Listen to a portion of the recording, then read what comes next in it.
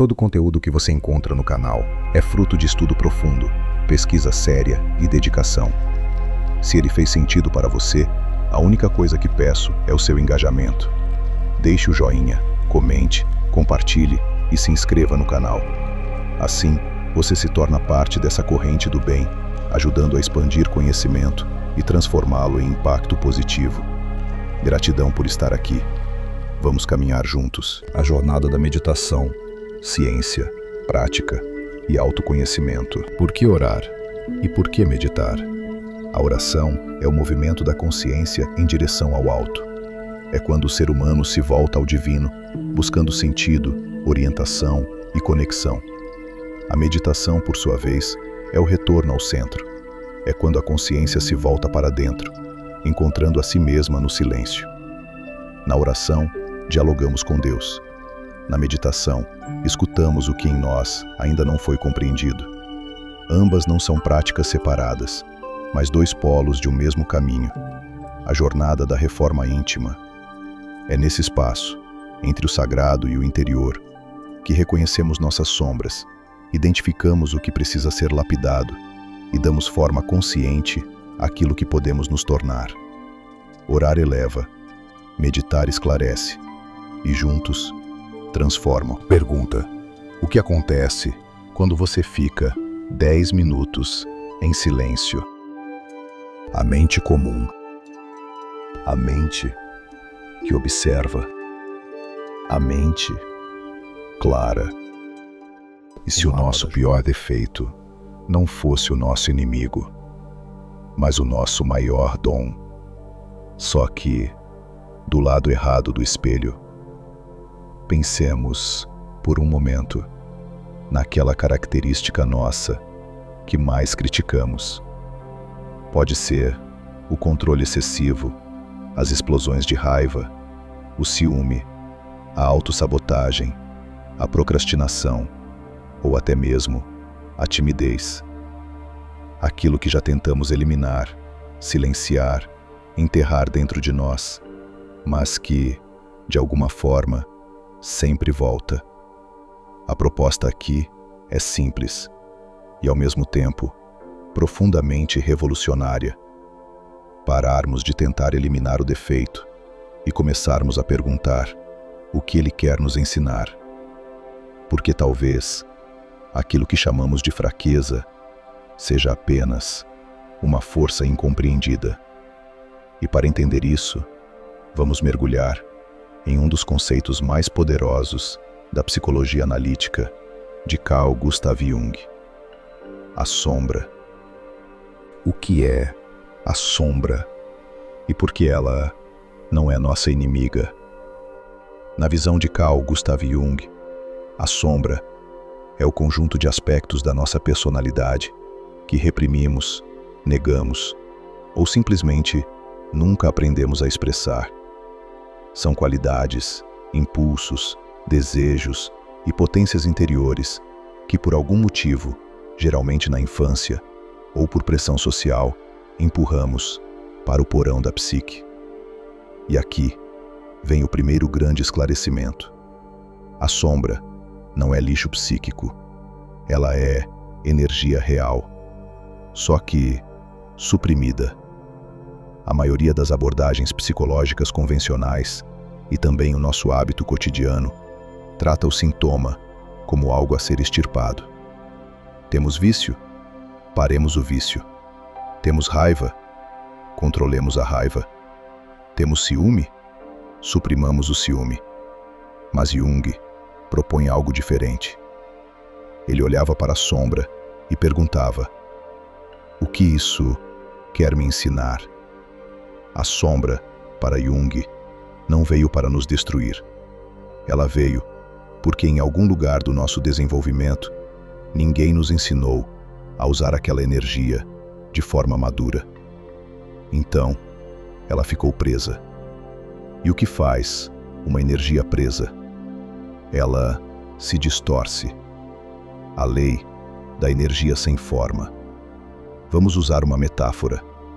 Imaginemos um rio caudaloso. Ele possui uma força imensa.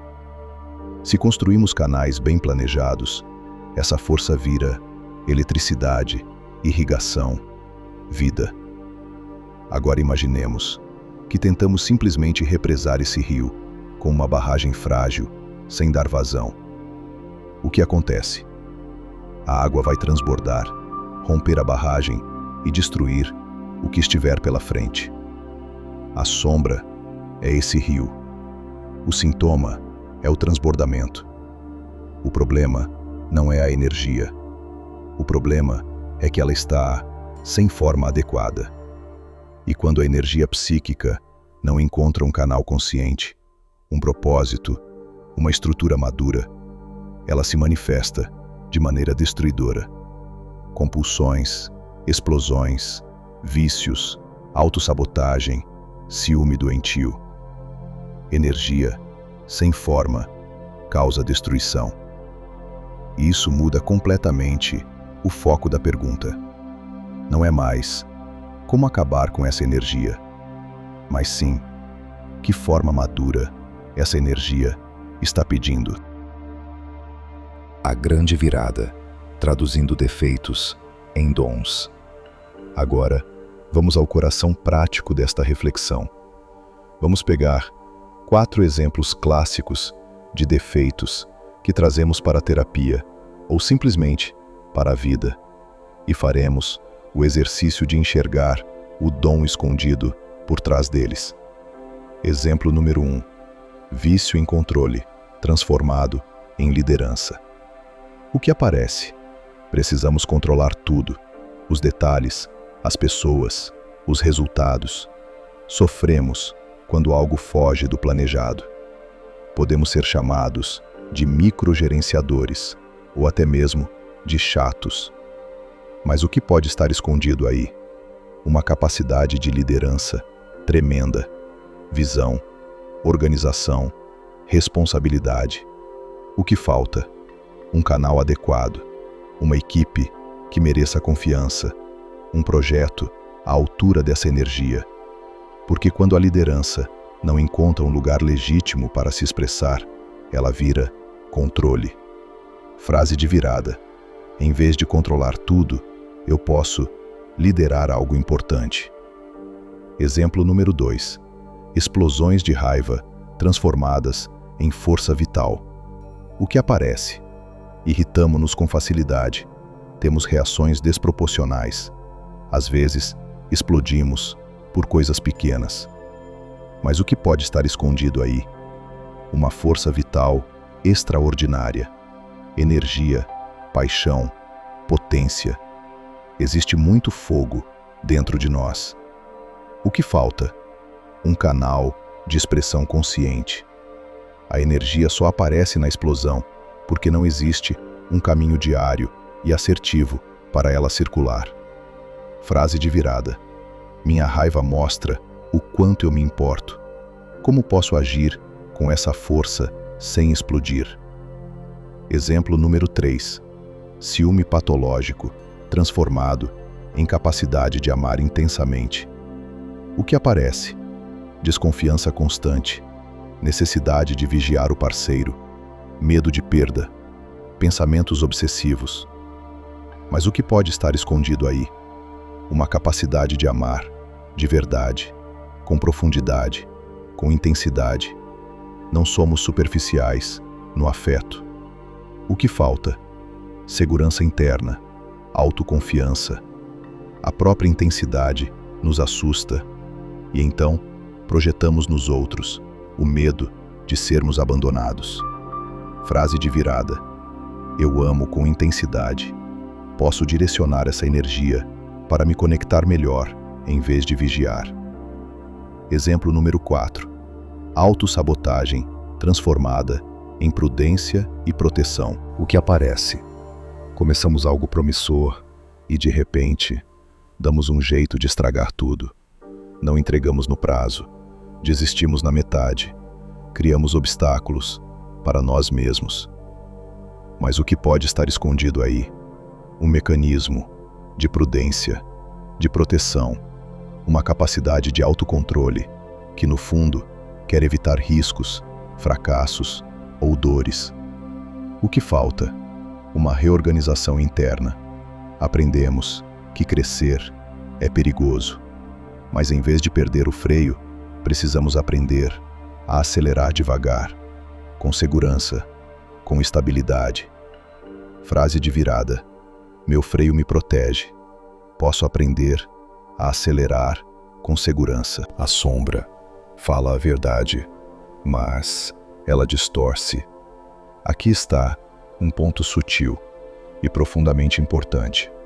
A sombra não mente. Ela aponta uma verdade real sobre nós. Só que ela distorce a forma. A verdade é: nós temos liderança, no caso do controle. Mas a distorção aparece como controle rígido, ansiedade, rigidez. A verdade é: nós temos uma força vital imensa, no caso da raiva. Mas a distorção aparece como explosões, agressividade, descontrole. E por que essa distorção acontece? Porque o conteúdo foi empurrado para o porão da psique. Ele não foi reconhecido, não foi acolhido, não foi nomeado. E tudo aquilo que permanece no escuro, sem a luz da consciência, começa a se deformar. Integrar a sombra não é eliminar o defeito, é trazer aquela verdade escondida para a luz. E então perguntar: que forma madura essa energia pode assumir agora? O método prático. As 3 perguntas que mudam tudo. Sempre que nos depararmos com um sintoma recorrente, um vício, uma raiva constante, ciúme, autossabotagem, procrastinação, ansiedade, façamos estas 3 perguntas, nesta ordem. Primeira pergunta: que mensagem isso quer nos passar? Perceba a diferença. Em vez de perguntarmos como fazemos isso parar, nós mudamos a postura, saímos do combate e entramos na escuta. Segunda pergunta: que qualidade ou dom está escondido por trás desse defeito? Se isso fosse um dom invertido, qual seria? Terceira pergunta: que centelha divina ou força positiva esse sintoma está tentando nos mostrar? E não precisamos responder imediatamente. Às vezes, a resposta vem depois de dias. Às vezes, ela surge no silêncio, num sonho, numa conversa inesperada, ou naquele instante raro em que finalmente paramos de fugir de nós mesmos. Mas existe algo poderoso que acontece imediatamente. A simples mudança de postura, de combater para escutar, já inicia o processo de integração. O que não é integrar a sombra. E isso é importante para evitarmos confusões. É muito comum as pessoas entenderem integrar a sombra como justificar comportamentos ruins. Então, vamos deixar algo claro. Integrar não é dizer: está tudo bem sermos ciumentos, porque temos muito amor. Está tudo bem explodirmos, porque temos força vital. Está tudo bem controlarmos tudo, porque somos líderes. Não. Integrar é reconhecer que o amor intenso é real, mas aprender a expressá-lo sem possessividade. É reconhecer a força, mas construir canais diários para ela circular. Esporte, arte, conversas francas. É reconhecer a liderança, mas aprender a delegar, a confiar. Integrar é transformar. Não é desculpa, é responsabilidade, com consciência. Talvez a pergunta mais importante não seja: por que nós somos assim? Mas sim: o que isso quer nos ensinar sobre nós mesmos? E então, observemos o que acontece. Talvez, pela primeira vez, possamos descobrir que o nosso maior inimigo interno sempre foi, na verdade, um aliado mal compreendido, esperando apenas que aprendêssemos a usá-lo bem. O nosso pior defeito não é o nosso inimigo, é o nosso maior dom, do lado errado, do espelho. O mapa da jornada. História, prática, ciência e vida cotidiana. A investigação mais profunda é a investigação da mente. Siddhartha Gautama. O que é o Zen? Experiência direta, observação da mente, autoconhecimento e liberdade interior. O corpo influencia a mente, ambiente limpo e silencioso, postura firme e estável, respiração abdominal e silenciosa, atitude, respeito e entrega, cabeça equilibrada, nariz alinhado ao umbigo e orelhas alinhadas com os ombros, coluna alinhada, firme e natural como uma montanha, mudra cósmico, Hokai-join, polegares se tocam levemente, base estável, pernas cruzadas, centro de gravidade baixo. O ciclo da presença, centro de estabilidade e vitalidade. Hara, tandem, 5 centímetros abaixo do umbigo. Inspiração, abdômen expande. Expiração, abdômen relaxa. Preocupação, passado, memória, futuro. A mente pula, a prática retorna. O momento em que você percebe a distração é o momento do despertar. Neuroplasticidade e hábitos. O cérebro muda com a repetição, da atenção consciente, à automação neural. Repetição, 18 a 60 dias. Recompensa, clareza/retorno. Ação, prática do zazen. Estímulo, atenção inicial. O cérebro em meditação. A ressonância magnética funcional comprova. Observar a mente altera fisicamente o cérebro. 1. Córtex pré-frontal. Desenvolve o autocontrole e a consciência de si. 2. Amígdala.